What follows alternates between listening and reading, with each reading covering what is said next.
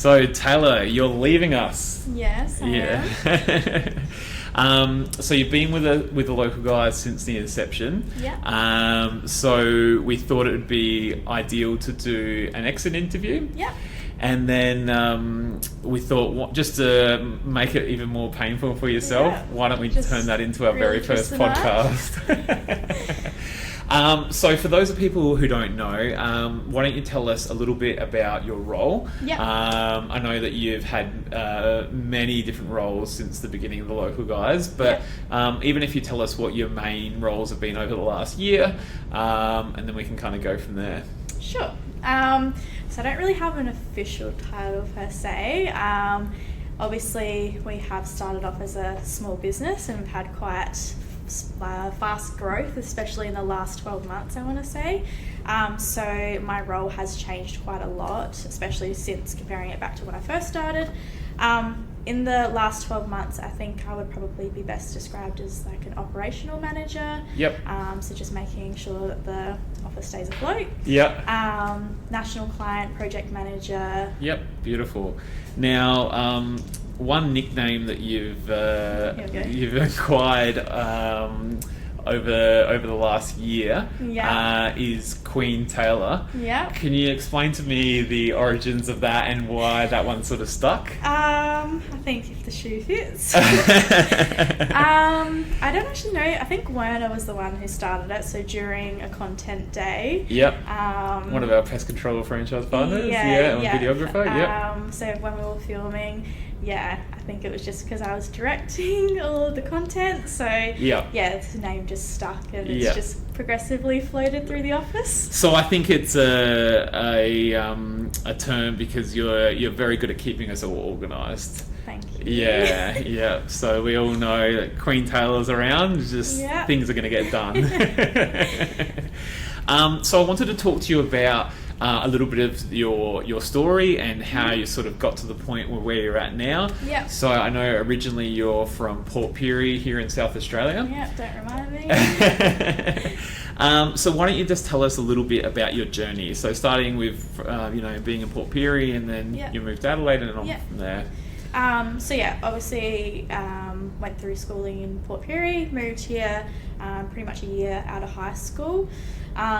Didn't really have too much of a plan. I was starting university, so that's why I moved down. Took me 6 months to find a job. Applied for a bunch of different office jobs because I thought I would be well suited to it. Got knocked back a lot just from not having any experience, so I stayed in hospitality, which is what I had been working in since I was 13. I was hired by yourself and Stacey at your restaurant business that you previously had. And then, I guess as I was working there, I became a team leader. So you guys obviously started to get a little bit of trust for me. Yep. I was wanting some more hours, obviously living out of home, paying rent, all the other expenses that come with moving to a city. So I approached you guys and asked if you had any other work available. I knew that you had a few other businesses. I didn't know about the test and tag business at the time.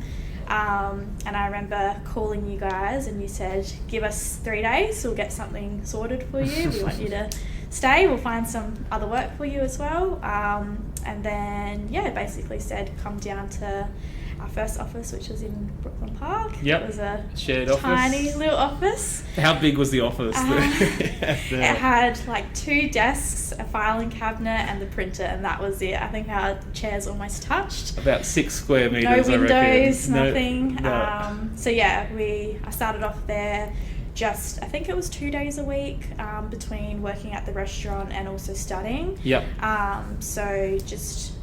Before the local guys was actually even created. Yep.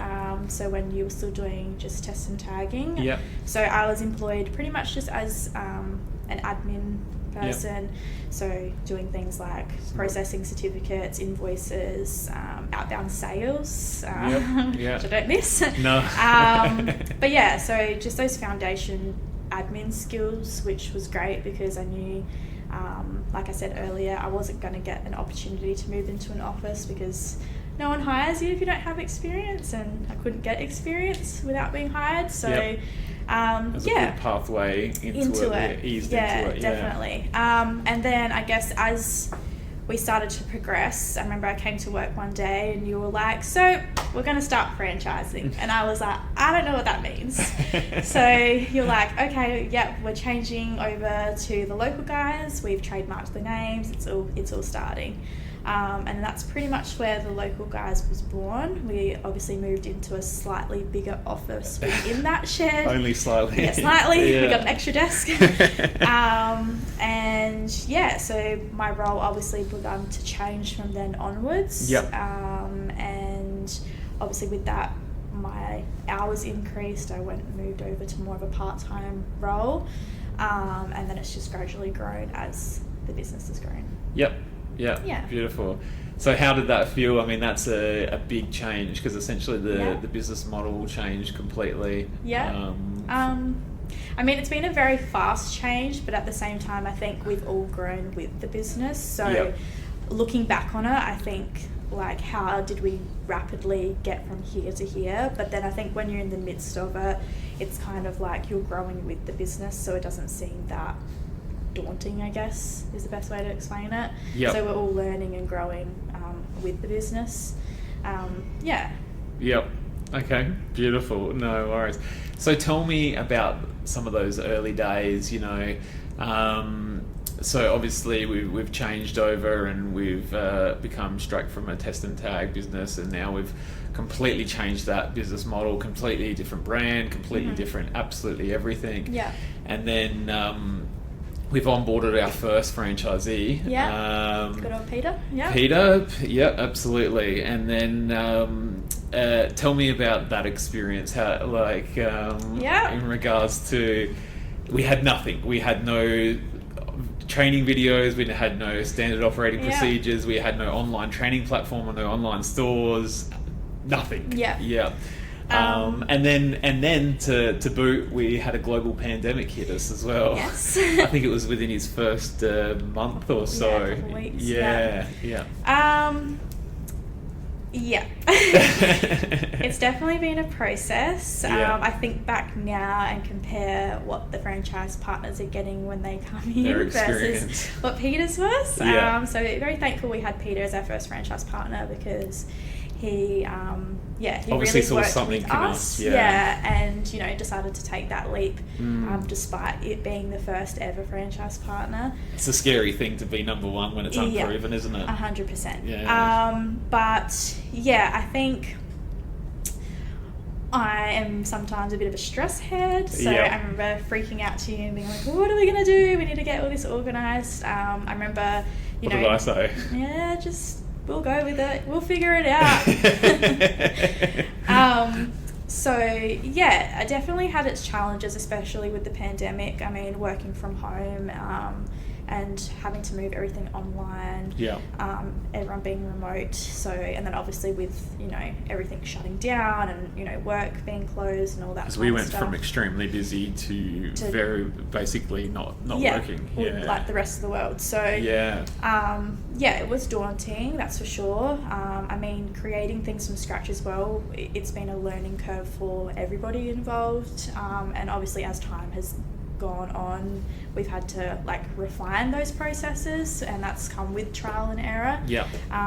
But yeah, I'm pretty proud of how far we've come in such a short period of time, looking back on where we started. Yeah. Yeah, absolutely.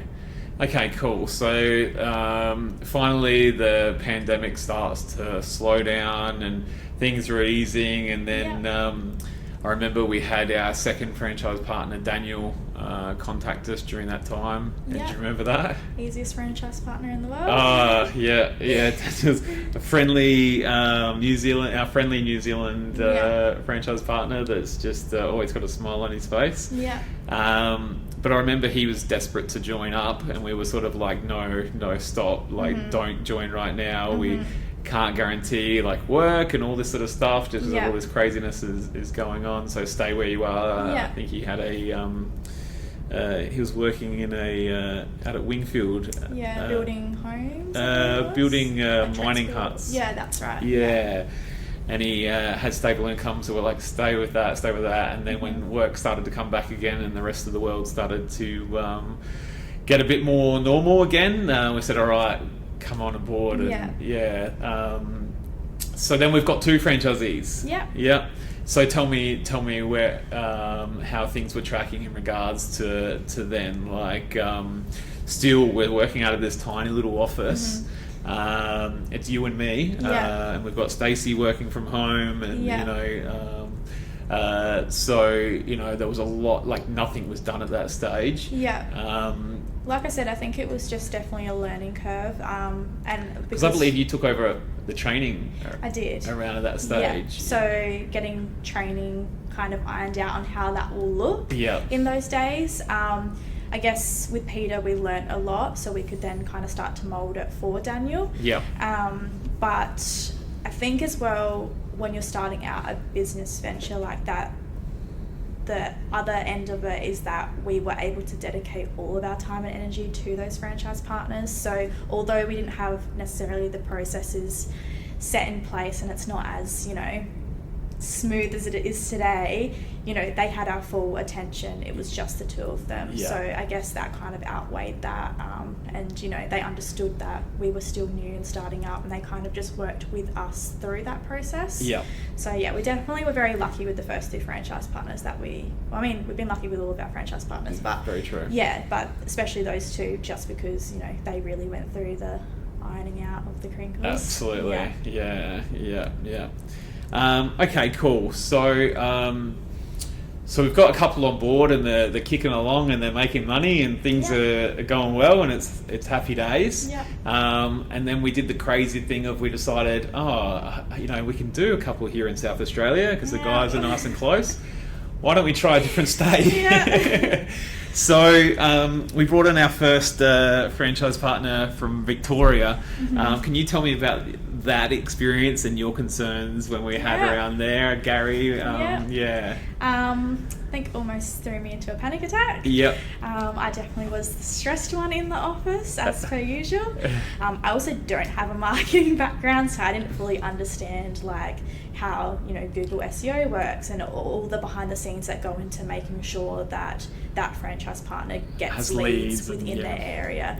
So looking at it now, I'm like, whatever, we can start up in America tomorrow, I don't care, I know you'll figure it out. But at that time I didn't understand the behind the scene work that goes into getting those leads to come in. Absolutely. Cool, no worries. So obviously that one all worked out exceptionally well. So now we're pretty much in every state and territory across Australia. I think it's just Northern Territory that we need to tick off left. So how do you see the business now that we've had that growth, and now that we've got franchise partners that are national, and we've got other plenty of people lining up to come in the door? How do you see the business now moving forward compared to back in those days? I guess I don't have those same concerns that I did with the first one. Obviously we've proven that we're able to do it interstate. So and bigger team here at the support centre. 100%, and our team has grown so that we can support more people. But I think also bigger brand new office. And with any brand, as that brand continues to grow, it's only going to grow all the other franchises that are attached to it. So it's all about the brand awareness. So, as we continue to grow Queensland, it's also going to help continue to grow Tasmania. So that brand awareness is huge, so, it's a bit of a domino effect, I guess. Absolutely. So my last step along this path that we're talking about, but it would be silly not to talk about the next one, is we then had the crazy idea of building a second division. So if we didn't have enough on our hands with the electrical test and tag, we came up with the idea of going into pest control. What were your thoughts when that was an initial thing, and we didn't have anyone on board yet, and this is what we were doing? I think those nerves obviously sunk in again, because at least I knew you know, you had... We knew Test and Tag. Yeah. So, and I had started off in that business. Yeah. Working from inside the business, not so much from a franchising perspective. Whereas with pest control, I knew nothing about pest control. Yeah. Just that I didn't want them near me. So that was the extent of my knowledge. However, you know, I did know Sean, our divisional franchise partner, and you know, I had already started to build a little bit of a relationship with him leading up to him joining the local guys. So I think with his experience, I was somewhat at ease because I was looking at it as, you know, we've already created this model. We can just reapply it to another division. We have the expert in the industry who can, you know, pour all the knowledge into it. We just need to kind of duplicate this and it'll be fine. Yeah. So that's obviously that's the model that we use at the local guys. We have we partner with someone who's got years of experience in that. We know that we're not experts in pest control, although I'd say that we could probably change that. I'm getting pretty close. Yeah, I think things have changed significantly in that regard. But we knew the business side of things and the marketing and the legal and the franchising side of things. So we thought, you know, we're only a couple of pieces missing away from this, and if we could partner with someone who had that technical ability and that technical side, then we could definitely look at growing this thing. So we did that, and we brought Sean on, and so originally we do a test case on that, don't we, where we just have them have their own pest control business. The idea is that we'll iron out any kinks with them to begin with, to make sure that we can provide that service and make sure that they're busy and everything like that. So can you talk a little bit about that when we brought Sean over and started doing pest control with real clients from the beginning? So again, another learning curve. It's, you know, it's pretty much the same kind of process. You just need to know a little bit about the industry. So, you know, we had to learn that too. But I guess it's not as stressful with a divisional because they already have that wealth of experience within a small business and they have somewhat of an existing client base. So it's not as stressful in that you're concerned that they're going to fall over. It's more so just that we can, you know, help elevate their business rather than establish it. But like you said, it helps us iron out any kinks with them before we then apply it to somebody who's brand new. So got Sean in, and I think he got to the point where he just couldn't keep up. We kind of overserviced him a little bit when it came to leads. Definitely. And I think we had some record months still to this day back then. He's since obviously brought on his brother to help him run the business, and that one's growing really well. Can you tell me how, I think it's appropriate to talk about Werner probably at this stage and what Werner's background to us was, and then how he came into the business. Of course. So Werner was originally our videographer. Still is kind of starting to transition out of that now. So did all of our marketing videos, all of our SOP videos, and I guess he was looking at it and, you know, he was learning the franchise from our perspective and seeing, by doing the videos. And seeing, you know, he was talking, doing interviews with other franchise partners. And I guess he was watching their success and how, you know, we're set up. He had relationships established with us. He knew what kind of people we were, what our values were, and all the rest of it. So I think, you know, he did what a normal person would do, start to consider maybe that could be an option for myself. I think he was also reaching the stage where videography was, you know, maybe he had run his course with that, wasn't enjoying it as much, so he moved over to joining our pest control division. Obviously he originally looked at Test and Tag and that wasn't for him. It's not going to be for everyone. But, you know, found his love for the pest control industry, and now I'd say he's probably one of our most passionate franchise partners about the industry. So definitely picked the right industry for him. Absolutely. And he's got another business that's just it's really thriving at the moment, isn't it? It's fantastic to watch. Beautiful. Well, and then obviously we've seen the continuation of the growth into pest control. We're in Queensland now. We're talking with guys in Victoria, and we're just really excited to see where that one's growing to. And then finally, our final division, and I dare say last division, is cleaning. Yeah. Yeah. The one that probably has stressed me out the most.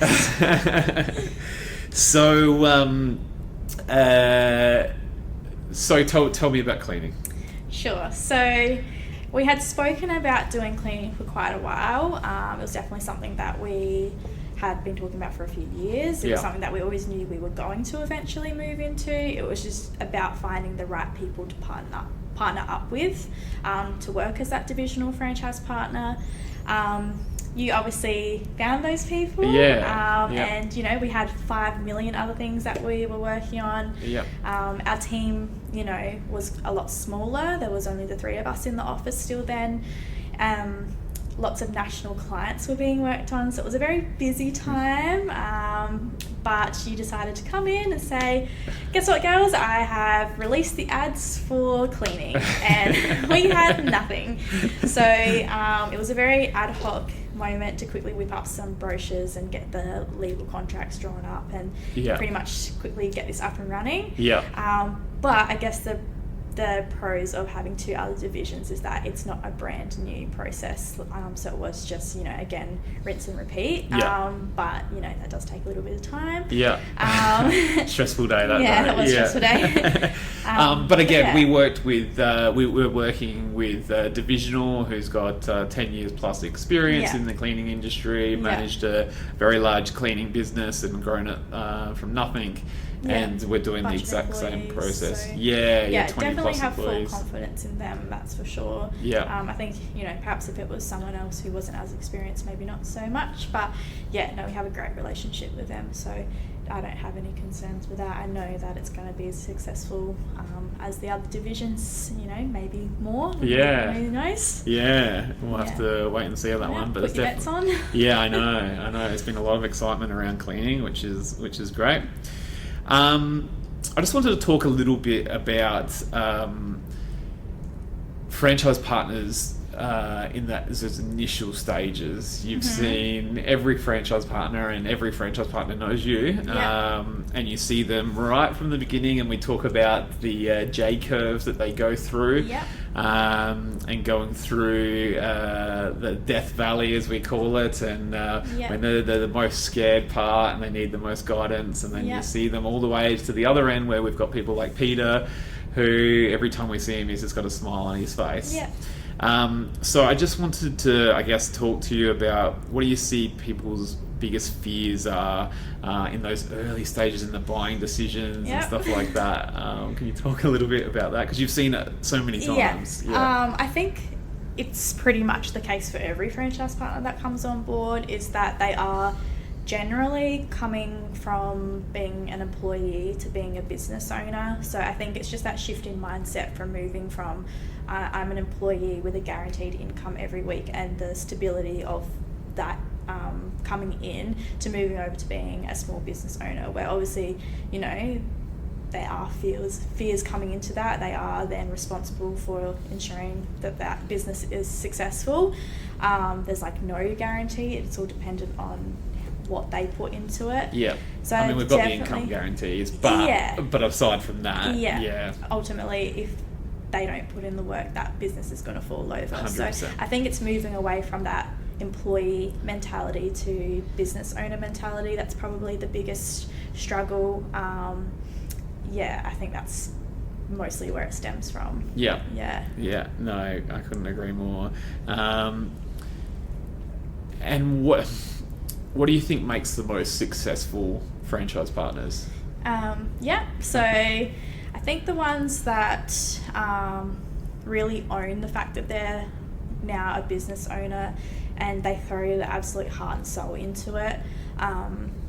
So the ones who, I think as well, they take on our advice. So, we've created this model which is working, and it's not about reinventing it. So the ones that just come in and they, they take on the processes that we've built up, and we've had to go through all the trial and error as to what's the best way to do a sales call, what's the best way to invoice, what's the most effective programs. We have done the work to figure that all out. So when they just come in and they, get all the wins from us, Yeah. I think they're the ones that are ultimately the most successful. Yeah. They're happy to throw themselves into marketing. They're happy to, really pour everything into the business to build it up. Yeah. I guess as a team with us, so obviously we're making sure that business is successful. As I always say to them, your success is our success. Yeah. Ultimately, if their business falls over, that does affect us and our brand as well. Yeah. So we're going to pour a lot into them, but those franchise partners that pour equally as much, they're the ones that, are definitely thriving the best. Yeah. Yeah. No, absolutely. I couldn't agree more. So, I mean, what would you say to someone who's looking at getting into a franchise? You've seen it from the inside now. Mm-hmm. So, what would you say to someone who's looking at and weighing up their options and all the rest of it? Mm-hmm. What would be an inside tip that you would give to anyone, whether it's our franchise or any franchise? Mm-hmm. What's some of the tips that you would give them or questions you would ask, or things that you would particularly do when they're in that buying stage? What's some good insider tips, I guess? Yeah. I think get to know the franchise that you're joining, because if it's not the franchise, if their values don't align with yours and what they are offering doesn't align with what you're expecting, then it's probably not going to be the best fit. I think also, like I said earlier, go into it with a small business owner mentality and stop looking at it as an employee. Yeah. So to kind of take, you need to take the outgoings with the ingoings. So I think at the start, that's where the struggle comes the most, because they're seeing all the outgoings going out when they're still in those initial stages of building that business from scratch. But, I guess that's the death valley. But then on the outside of it, there's, a glowing business that's going to come back from it. So really just focusing on investing into it, and being prepared for the journey that is going to be. Yeah. Emotional as well. Yeah, for sure. Definitely emotional. Yeah, and these people are supporting families. They're, some of them are leaving, big corporate companies and things. But at the end of the day, at the end of it, they have their business that they've built and they have an asset that they've created, as opposed to, just building up someone else's. Yeah. So, I think that's the way I would look at it. Take your time, do your research, ask as many questions as you need. Like, that's why we have things like the support centre. That's why we're here. We have our franchise consultants. We encourage them to talk to yourself and our divisionals, where I feel like we're a very open franchise with those things. Yeah. So I think, just pick a franchise that aligns with what you're looking for. Yeah. Yeah. And be passionate about the industry you're going into. Like, if you're going to start a business, make sure it's something that you're happy to wake up and, do every day. Like Werner, I don't think he would have been happy in the test and tag industry with his personality, but pest control, he's thriving and he's loving every second of it. Me, I could never do that. So I think, make sure it's something you're really passionate about, because if you're going to make the investment, you need to make sure that you wake up and you love what you do. You'd get the blowtorch out, wouldn't you? Yeah. Just light the whole house on fire. What's your, and I'm getting close to closing up here, but tell me your favourite memory of the local guys so far. I have a few favourite memories. I love all of our social events that we do with our franchise partners, like our Christmas shows, things like that. We often do franchise partner lunches. I love training the franchise partners. That's definitely going to be an aspect of this job I'm going to miss the most, because you really get to know them on a personal level before they start their business. I loved our charity day that we did, where we donated to the Hut Street Homeless Shelter. Yeah. I think that was quite a warming day. Yeah. We've also done lots of fun things like go-karting and X-golf and, activities like that, escape rooms. But I mean, I generally love coming to work. We're quite a young, vibrant office. We have quite a lot of banter that goes back and forth. There's not a day that I'm not, carrying on and acting silly, but, it's great.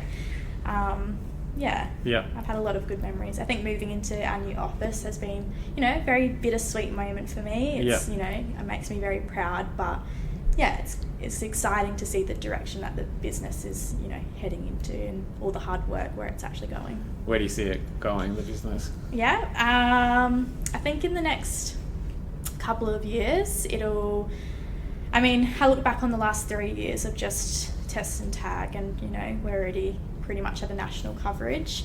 So I think, you know, in another couple of years we'll be at that same level in pest control, and cleaning will be up and running and thriving. Yeah. Don't want to spoil too much stuff that we have planned, but hopefully a little bit of international work. But yeah, I think especially in the last few months we've had a rapid increase of staff members, and I think that's only going to grow as well. Yep. Yeah. And so you're obviously leaving, not just leaving us, but you're leaving Australia as a whole. Yeah. So you're over the pond to move to the UK and do your teaching that you've been studying, and finally all done, and you're going to be a teacher over there. I'm very nervous, but yeah. So we obviously wish you all the best, and we thank you so much for everything that you've done for the local guys over the last 4.5 years. And we're going to, as I said all week, we're going to have a candle going for you, and keep have a little shrine. Yeah, of course, and keep your spot going over there. And we wish you all the best. Thank you. So I appreciate it. Yeah.